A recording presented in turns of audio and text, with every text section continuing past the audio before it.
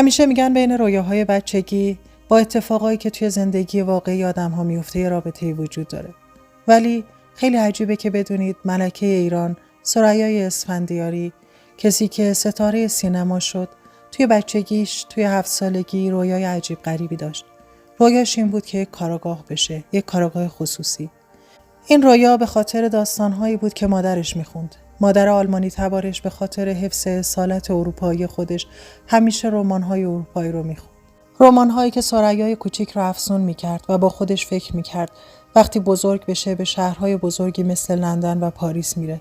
مثل شهری که تو اون جنایت‌های زیادی با جنایتکارهای واقعی مثل ژاک شکمپاره کن رخ میده. قهرمان داستان‌های مادر مثل شرلوک هولمز، آرسن لوپن یا هرکول پوآرو اون رو افسون میکرد و به آرزوش نزدیکتر میکرد. ساده‌لوحی این ثریا رو خیلی دوست داشتم. این سادگی رو هنوز هم داره و آرزو میکرد که درسش رو تموم بکنه تا به آرزوهاش برسه. در 9 سالگی دیگه بزرگ شده بودم و به نظر دوستام خیلی دلبر بودم. این بار میخواستم وقتی بزرگ شدم هنرپیشه تئاتر و سینما بشم. بیشتر به سینما میرفتم و هر بار قهرمان زنی رو در فیلم ها میدیدم ازش تقلید میکردم. بعضی هنرپیشه ها از پلکان در حالی که چتری به دست داشتند پایین می اومدن و رقص باد توی دامنشون بهشون یک دلبری عجیبی میداد. بعضی دیگه برای پرستاری از جزامی ها به اعماق آفریقا میرفتند. من خودم رو جای همه اون بازیگرها میگذاشتم و توی دنیای کودکی خودم رو همیشه یک بازیگر تصور میکردم. البته بعد از حرفه کاراگاهی که چند سال قبل یکی از آرزوهای بزرگم بود. یه دخترمو داشتم که خیلی توی رویاهاش بود و شبها نمایشنامه مینوشت و فردا صبحش با پسرم و هام و خودم اونو اجرا میکردیم.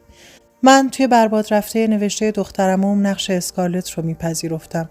البته به سبک شرقی، بر اساس نوشته های دخترمو. اونجا اسکارلت یک ملکه شرقی بود که زیر سلطه یک امیر قرار می گرفت و به خاطر یک آری و یک نه خودش رو توی زندان می دید. سپس یک غول بیابانی اونو می دزدید و بر ترک شتر روانه یک بیابان بی انتها می کرد. بعد هم خانه نشین اجباری می شد و مسموم و لرزان مبتلا به تمام دردهای روی زمین. نمایشنامه های دخترمون پر بود از دردها و شورهای وحشیانه تمام نشدنی. مامان من میخوام بازیگر بشم. احساس میکنم که این کار زندگی منه. مادرم سرش رو تکون میداد و میگفت چرا نه؟ اما تو باید زودتر انگلیسی و فرانسه رو کامل یاد بگیری و درستو تموم کنی. پدرم میگفت بله مادرت حق داره. مادرم برام سرنوشت دیگه آرزو داشت و پدرم میخواست که یک دختر نجیب داشته باشه. یه دختر نجیب که کاری نمیکنه و تنها آینده‌اش ازدواجه. 13 سالگی توی مدرسه ایرانی با یک روپوش خاکستری. توی زمستون بخاری که دود میکرد و هوای کلاس رو آلوده میکرد، درس و تکلیف، کار زیاد تا حد خرف شدن، دیگه نه تعطیلات، نه سینما، نه وقت، نه کار، فقط تکلیف و درس. به دیوار کلاس عکس محمد رضا شاه پهلوی و ملکه فوزیه، خواهر ملک فاروق آویزون بود. دوستان به من میگفتن که شبیه فوزیه هستم. من دوستش دارم چون به نظرم خیلی زیباست. اما چرا اون همسر کلارک گیبل فیلم برباد رفته نشد؟ توی امتحانها از خستگی بیهوش می شدم. ورقه امتحانیمو به معلم می دادم. سرمو بلند کردم و به بیرون نگاه کردم. تابستونه. متوجه گذشت فصل هم نمی شدم.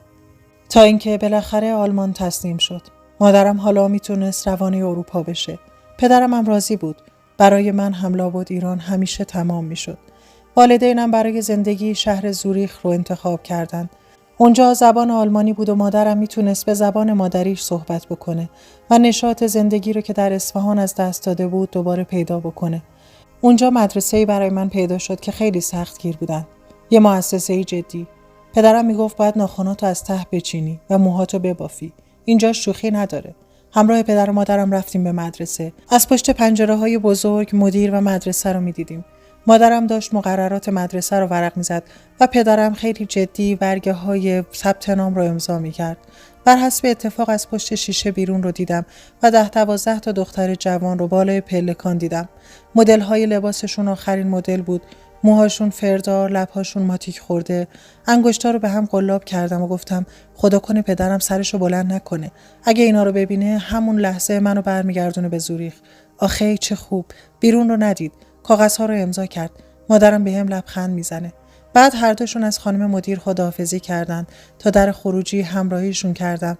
منو بوسیدند و پدرم پیش از رفتن گفت اینجا مدرسه مورد اطمینان همه. سعی کن شایسته و نمونه باشی. محصل‌ها از 13 تا 20 سال بودند.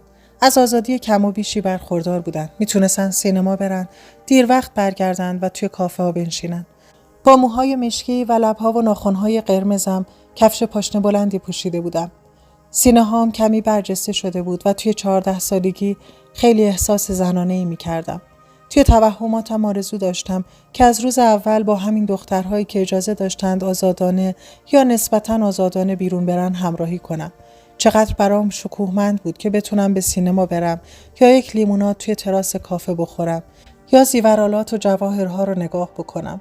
از دیدن ویترین‌های لباس زنانه لذت می‌بردم، بهشتی که تا اون موقع برام ممنوع بود. ولی خیلی زود یک خانم معلم به کلک من پی برد. یک شب که خودم رو آراسته و آماده کرده بودم تا از در آهنی مدرسه بیرون برم، بازومو گرفت و با یک لحن خیلی تند گفت ثریا برگرد اتاقت. تو اجازه بیرون رفتن از مدرسه رو نداری. اگه بخوای شب بیرون بری، اجازه نامه کتبی پدرت لازمه. پدرم؟ در این صورت نمیدونستم که چیکار باید بکنم. برای اون من باید یه دختر نجیب باشم. یه دختر نجیب شبا سینما نمیره. یه دختر نجیب آرایش نمیکنه. یه دختر نجیب به مردا نگاه نمیکنه. نگاه به مردها من هیچ وقت. من دختران دیگه رو نمیتونستم بفهمم که توی رویاهاشون جوانی زیبا و رباینده دختران رو میبینن یا عکس اکتورهای محبوب روز رو به دیوار اتاقشون میچسبونن. این چیزا اصلا به فکرم هم نمیگذشت. هیچ کدوم از اینها چرا به پدرم نگفته بود که تو نباید به این چیزها فکر بکنی؟ مطمئن بودم که پدرم هیچ وقت اجازه نامه کتبی نمیده. پس به مادرم تلفن کردم. گفتم مامان، به خدا کار بدی نمیکنم، فقط میخوام برم سینما. به زور و خواهش بالاخره اجازهشو گرفتم. شنبه بعد از ظهر رفتم سینما. ساعت 6 غروب هم برگشتم. وقتی مادرم به دیدنم اومد و این اجازه نامه کتبی رو داد، گفت که به پدرت حرفی در این مورد نزن. اون خیلی مخالفه. همدستی تحسین آمیز زنان در جرم‌های هم دوست داشتنیه. روزهایی که به سینما میرفتم، آرزوی بازیگر شدن بیشتر از قبل وجودم رو میگرفت.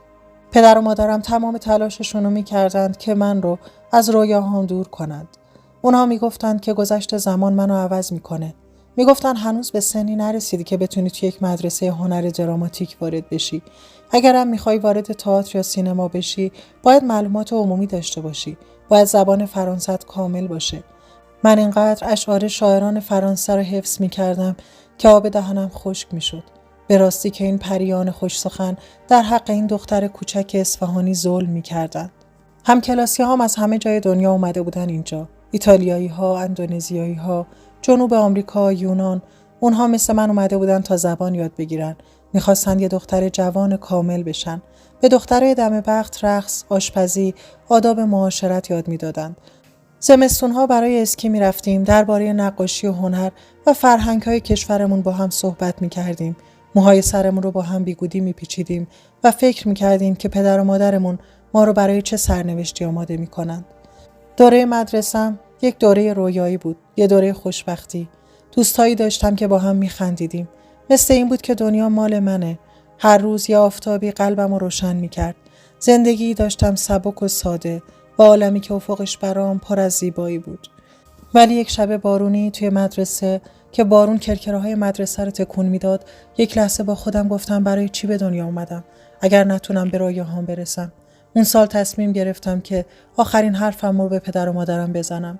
بعد از تعطیلات پیش پدر و مادرم رفتم. اونها با هم دیگه تعطیلات تابستونی رو میگذروندن. برادرم کلافم کرده بود با سوالهای بی انتهاش. بیژن اصلا خسته نمیشد. پدرم گفت ثریا تبریک میگم. تو خیلی خوب درخشیدی. حالا میخوام بدونم که چیکار میخوای بکنی. با خوشحالی داد زدم تئاتر، ولی ناراحت شد. با یه صدای آروم گفتم به اصرار شما و مادرم زبان فرانسه رو یاد گرفتم. حالا دیگه باید چیکار بکنم تا اجازه بدید که هنر بخونم؟ مادرم گفت انگلیسیت خیلی مونده تا تموم بشه. ازشون خواستم برای کامل کردن انگلیسیم برم لندن. پدرم اصلا خوشحال نبود. گفت لندن؟ تنها؟ ثریا اصلا فکر نمی‌کنی؟ بیژن گفت مگه لندن جای دوریه؟ ولی پدر بالاخره راضی شد. با دختری که خیلی سرکش شده بود و زنی که شریک جرم دخترش بود چه کار میشد کرد؟ ولی با یک شرط پذیرفت. اینکه توی یک اقامتگاهی زندگی بکنم که توی یک طبقش عمه و 3 عمه‌زاده من زندگی می‌کردند و اونها میتونستن مراقبم باشن.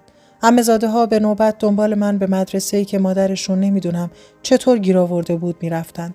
مدرسه‌ای برای دانشجویان خارجی که میخواند انگلیسیشون رو کامل بکنن. به این طریق پدرم از هر لحظه برنامه کار من به ویژه از معاشرتام خبردار بود، چون که از نزدیک شدن مردی به من میترسید. وقتی که توی زوریخ اقامت داشتیم، توی تعطیلات چند تا خواستگار برای من اومد. ایرانی‌ها با خانواده‌های اصیل خیلی دوست دارن که زنی انتخاب کنن که از یه خانواده اصیل باشه. خیلی وقتا پدر و مادرم حتی فراموش می‌کردن به من بگن که خواستگار داشتم. با این همه پدرم همیشه آرزو داشت که من یه ازدواج خیلی عالی داشته باشم، به ویژه با یکی از وابستگان سلسله قاجار.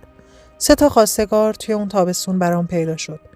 خواستگاری‌ها توی یک مراسم شام انجام می‌شد و اونجا یک امتحان کوچیکی هم در مقابل نامزد آینده‌ام از معلوماتم بایستی می‌دادم. تحصیلاتت چیه؟ دوست داری به کشورت برگردی؟ موسیقی مورد علاقت چیه؟ رمان فلانی رو خوندی؟ توی این سوال‌ها واقعاً احساس می‌کردم که از شرم قرمز میشم. با تته جواب میدادم و آرزو می‌کردم که این ساعت بگذره و از شرشون راحت بشم. واقعاً منو عذاب می‌دادن. توی برگشت به خونه پدرم میپرسید سریا نظرت چیه؟ خیلی پسر خوبی بود نه؟ میگفتم نه بابا، ازش متنفرم. از همه چی بدم میاد. از همه مردایی که میخوان منو ضمیمه خودشون بکنن متنفرم. و اینطور قسمت من بود که با هیچ کدوم از خواستگارهای خودم که مردهای شایسته‌ای به نظر میرسیدند ازدواج نکنم تا برای یک ازدواج خیلی بزرگتر آماده بشم. ممنونم که تا انتهای این ویدیو همراه ما بودید. برای دیدن بقیه ویدیوهامون حتما کانالمون رو سابسکرایب کنید.